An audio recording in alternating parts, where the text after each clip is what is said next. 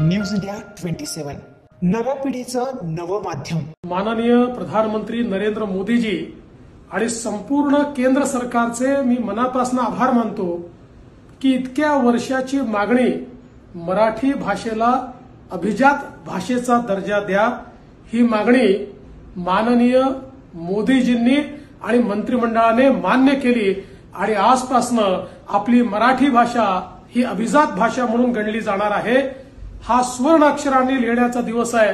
पंतप्रधान मोदीजी आपले खूप खूप धन्यवाद। महाराष्ट्र सरकारने मी मुख्यमंत्री असताना आणि आता देखील माननीय एकनाथराव शिंदेजींच्या नेतृत्वात सातत्याने पाठपुरावा केला, प्रयत्न केला, पुरावे दिले आणि आज हे सगळे पुरावे मान्य होत मराठी भाषा ही अभिजात भाषा झाली आहे।